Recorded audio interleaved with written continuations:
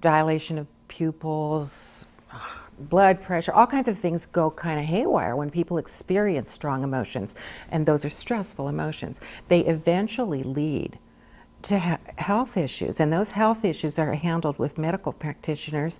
They have to treat them with medications because that's what they do.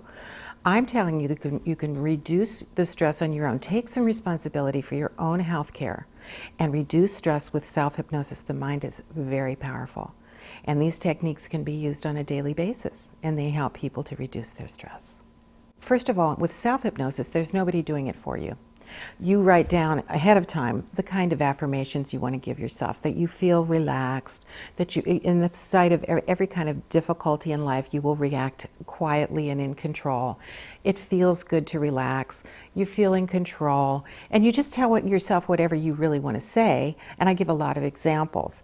I also give self-hypnosis techniques in terms of finding out what it is that's bothering you, and then you can counteract that with your own suggestions. So this is a whole thing where you would do your own tapes, and you'd first of all learn it, and then you could do it to yourself. So it's self-hypnosis, and it's a really easy thing to do. People might be afraid of the word hypnosis because they think it implies stage shows or weird, magicians and all that.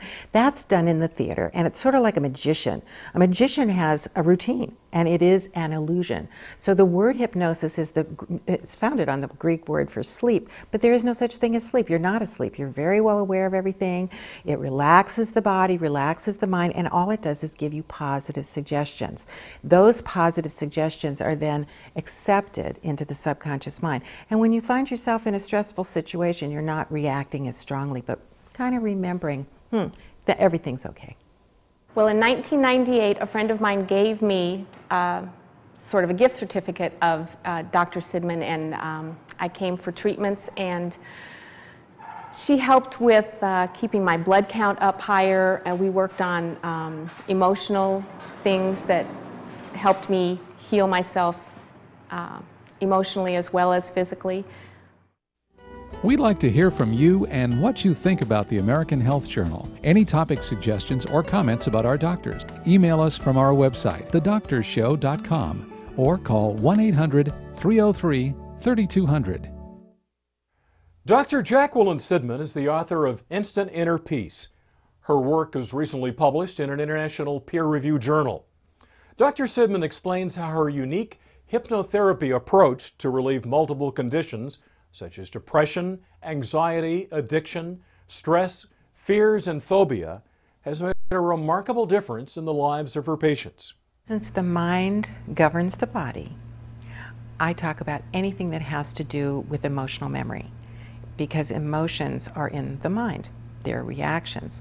They're defense mechanisms that cause kinds of problems, and the number of problems are just, there's no limit to them.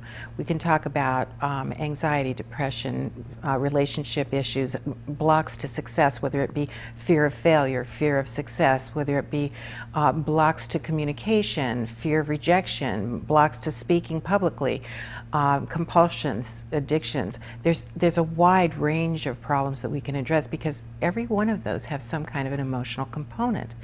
And that emotion has to do with whatever is buried underneath the defense mechanisms that have been set up in early childhood.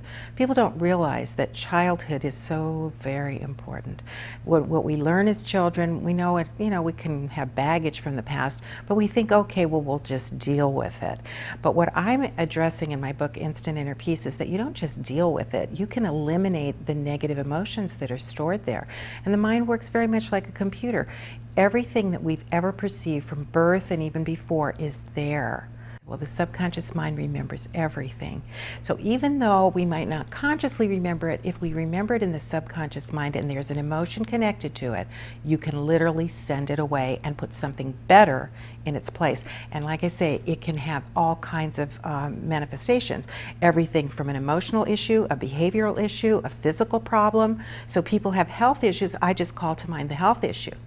Take that back to why it was formed and eliminate that emotion. If it's a compulsive behavior like a weight issue or addiction, compulsion, fears, phobias, we find out where that came from and we take it back to its root cause.